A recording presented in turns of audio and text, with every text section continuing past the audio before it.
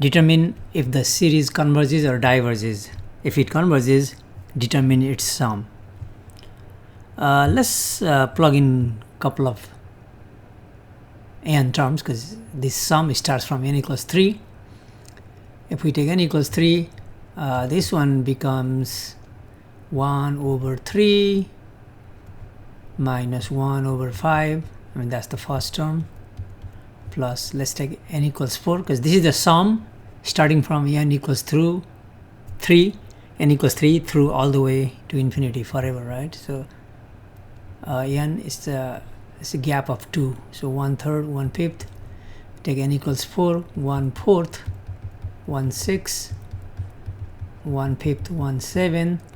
Now look at here, and then forever this 1/5 is going to cancel. It's a negative, it's a positive. If I write one more, 1/6 minus 1/8. Okay, that's taking n equals 3 here, n equals 4, n equals 5, n equals 6, etc. This cancel, and 1/6 cancel, and it looks like here's 1/3 plus 1/4. These two terms survive, cancel, cancel, 1/7. If we write one more term, that will be 7, 9, 1/7 also cancel. Okay, only 2, and that is because the gap from n to n plus 2 is 2. The gap is 2, or the jump is 2. So we got first two terms, and in this way, if we keep going, this collapses, right? Because we see a lot of cancellation here. That's why this is sometimes called telescoping series. It's like Pirates telescope that collapses.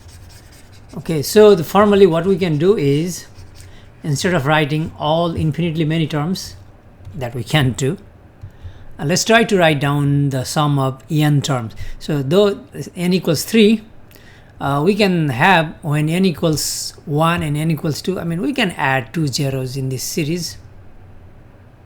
Okay, this is when n equals 1, n equals 2, and then now remaining is n equals 3. Okay, that's what we can think. And now the sum of first three terms, yes, 3. 3 because this n starts from 3, and we can ignore the 0, 0.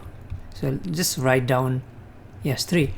So what I'm trying to do here is trying to find the sum of first n terms, where n is any fixed number, maybe 10 or 20 or 1000, and then I'll let that n go infinity.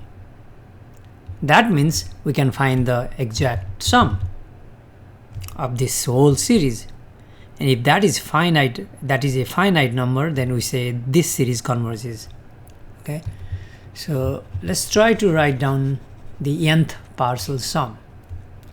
So S3 means just take n equals 3 here. We can ignore plus 0, plus 0. This is 1/3, and then we are taking n equals 3, right? So 1 over 3 plus 2, 5.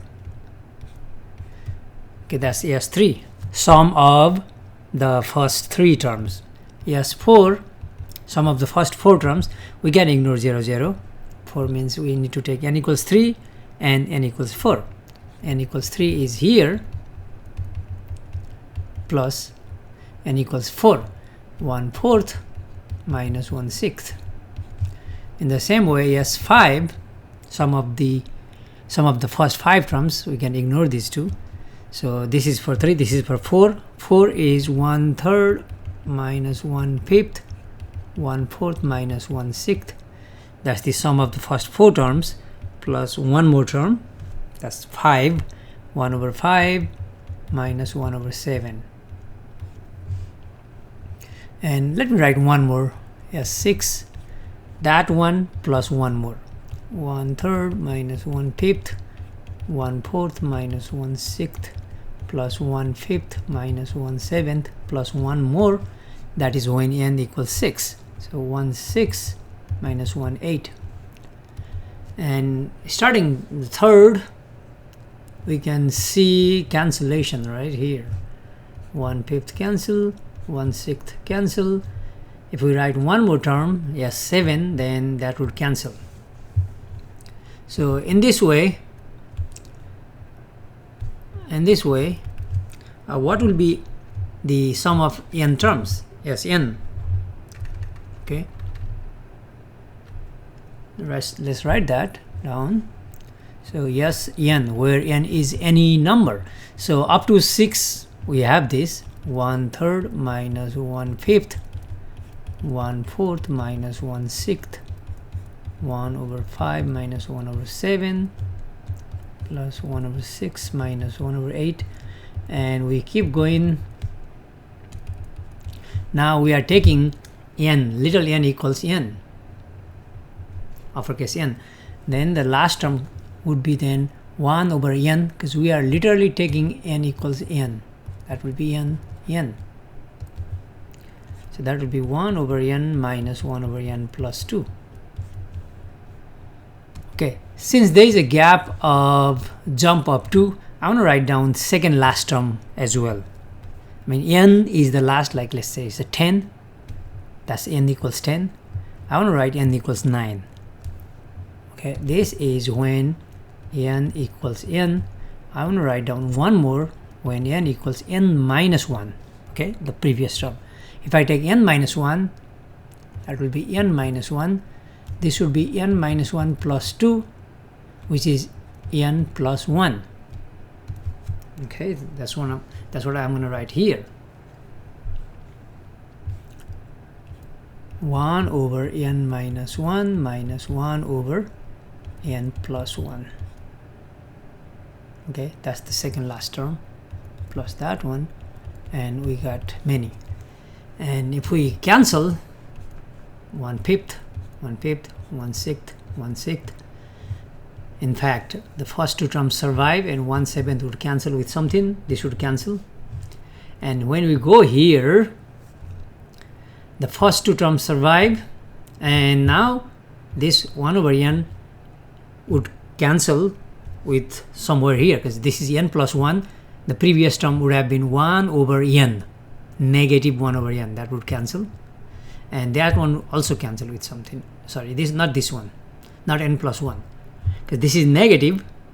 The positive is at most 1/n. This would survive, and this would cancel though. The idea here is, since the jump is 2, I've been saying here from the question here. Okay, let me delete and show you the original question. N from n plus 2. First two positive terms survive, and last two negative terms survive, and that's exactly the case. First two means 1/3 plus 1/4. Last two means negative 1/n plus 1 and negative 1/n plus 2. Okay, that's really important to write down this sum of first n terms correctly. Okay, that would be then 1/3 plus 1/4 minus 1/n plus 1, this one, and the very last one is minus 1/n plus 2. Okay, that's as n, when n is some number, big number.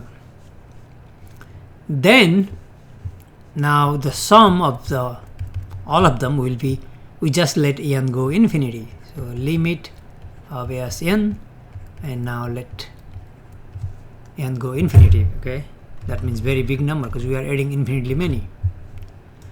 That means this will be then limit n going to infinity of, Sn is here, this chunk, 1/3 plus 1/4 minus 1/n plus 1 minus 1/n plus 2. Now when n is very big, 1 over very big plus 1, that will be 0. 1 over very big plus 2, that's 0. That means 1/3 plus 1/4 survive. And this limit is common denominator. We multiply by 4/4, multiply by 3/3. So 12, 4 times 3, so 4 plus 3, 7. So 7/12. Oh, the sum is a finite number. That means, what's the conclusion then? So we say the series converges and the sum is 7/12. Okay, so the series converges and the sum is 7 over 12. Okay, if sum comes out to be in infinity, then the series diverges.